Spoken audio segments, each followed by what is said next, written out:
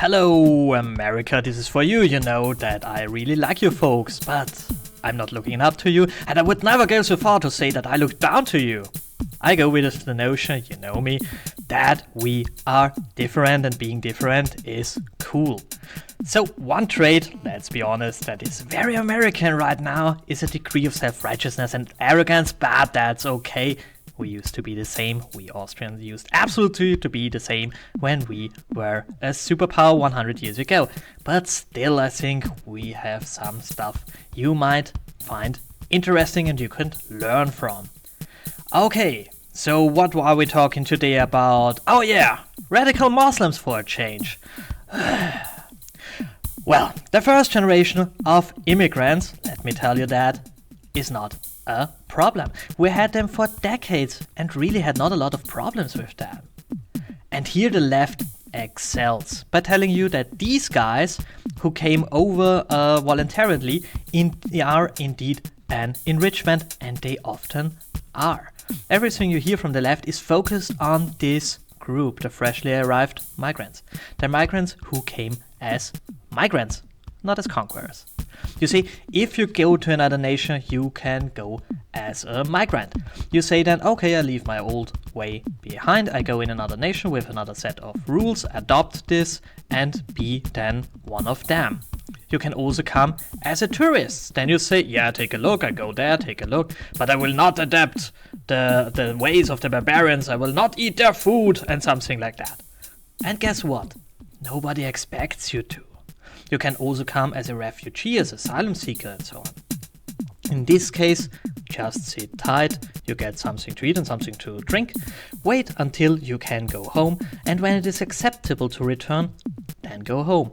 Acceptable, not safe. It's never safe. Safe enough has to be enough. Make your own safety. We can give you tools for that, we can give you lessons for that. And by the way, in old histories, refugees were women and children, not the millions of guys that come over in Europe. And then you can come as a conqueror. That's normally not women and children. Conquerors also don't adapt to the culture, and they want to make the land where they are now their own. If you deal with a migrant, you seldom have a problem. Conquerors, on the other hand, are a different story. It's never a good idea to let conquerors in. Ask the Native Americans. Well, we have seen that the first generation of migrants are not really a problem. The problem comes after that with the next generation. You see, youth is a bitch, and especially young guys are driven by questions like, who am I? Am I respected? Am I accepted? How do I overcome my own inferior complex? Achieving respect is something most young men, and I would say all young men, find very attractive and necessary. In a pussy society such as ours, being strong is easier.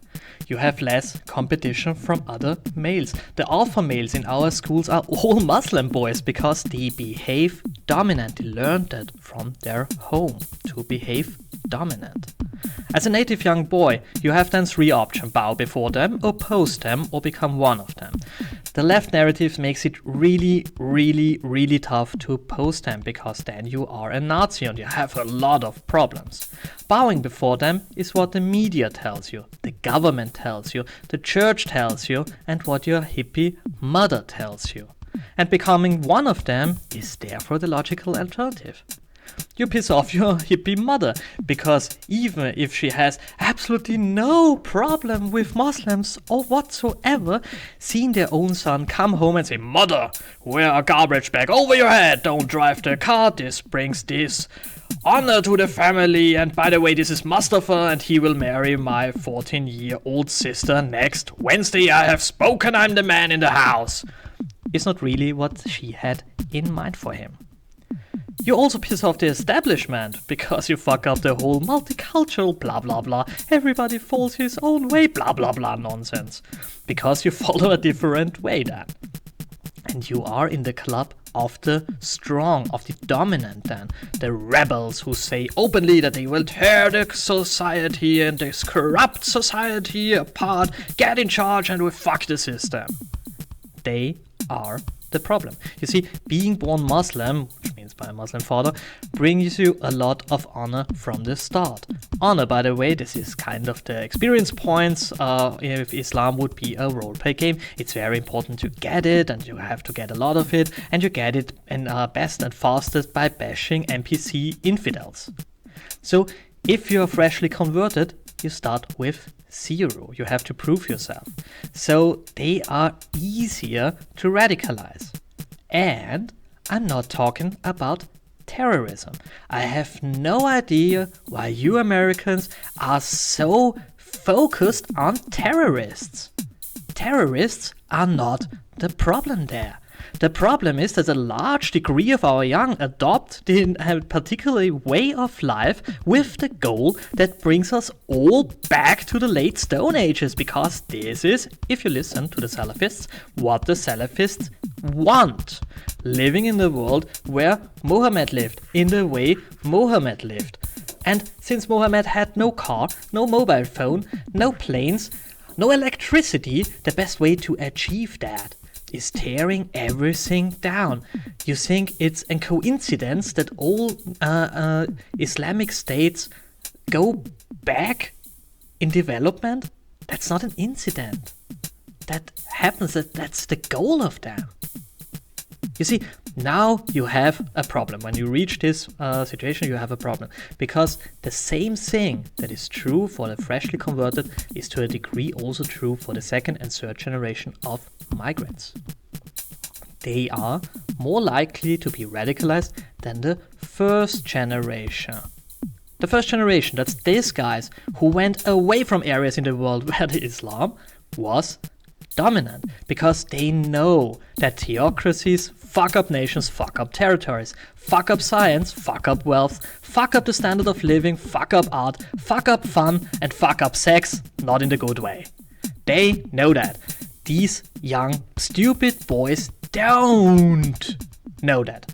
They follow the promise of respect, of power, importance, and the only reason why guys love to accumulate this, the promise of girls.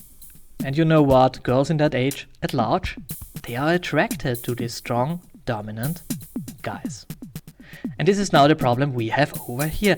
We, when I was young, had already these guys in our schools, but we were allowed to fight them, and we were way more. Both things change.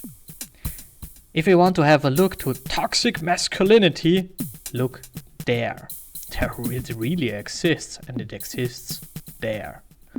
Our old ones don't care because they don't see it, and just because they don't want to see it, in essence, okay? If you show them, they look away, saying, "Oh my god, what have we done? We fucked up the youth, we fucked up the world, we destroyed the future of our grandchildren," is something that a baby boomer will never say. And yes, this enrages me, absolutely. If you did something wrong, correct it. Or at least don't stand in the way of those who try to repair the damage you have done. Islam is successful. Don't deny that. This would be a mistake. Islam is very successful because they did what I described over and over and over again. It's a tactic. It's a slow but very effective tactic. The West thinks, for example, regarding war, in months, they think in centuries. We think in borders. They think in areas of influence. We think that our governments serve us. They see it just as a vehicle for an agenda. We see our individuality and they see their unity. We see all the marvels we have created. We see this wonderful high-tech world we have created and think that everybody on the whole world want to be part of this. And what do you think they see? They see manifestations of sin that has to be cleansed, and this is what they do wherever they are in charge.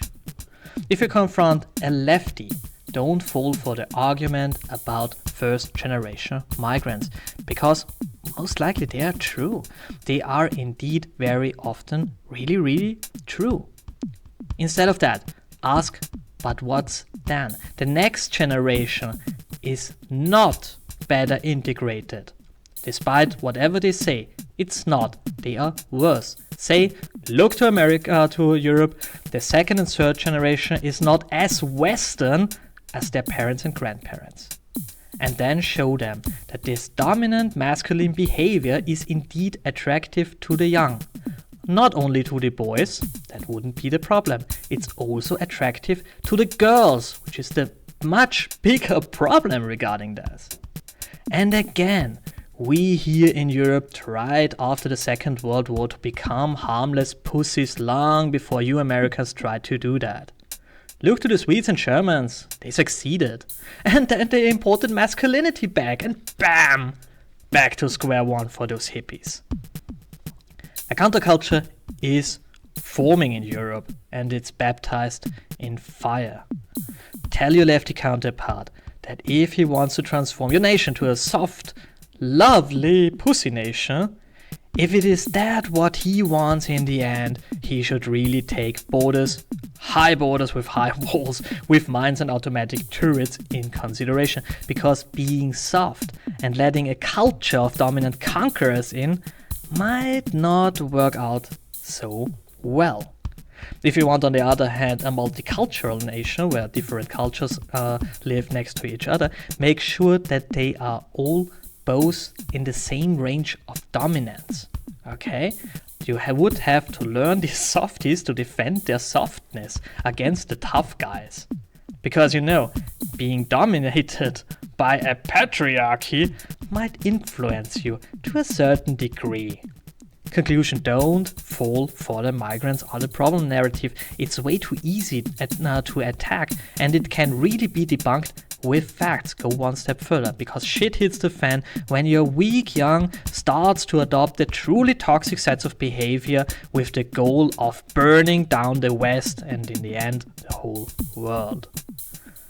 And yeah, it is indeed unfair to prevent people to come in who would themselves individually be an enrichment. I agree. But you can solve that by letting in few. Few people have to integrate to make it, especially if you cut down the welfare stage, which any nation should do anyway. I'm not against migration, but I think that every nation should just take as many people in as there are leaving. And we're not talking about the birth-death difference. A nation should have the right to shrink its population. The same right as it has to grow its population. That's the same thing. If you let a nation grow, you have to let it shrink too. Again, as many as leave could come in. That's the figure I would accept as a migration limit. By the way, what's your limit? Let me know in the comments. Thanks for following me so far. Hit the subscribe button if you want to get more. Share it with others on social media and have a great day.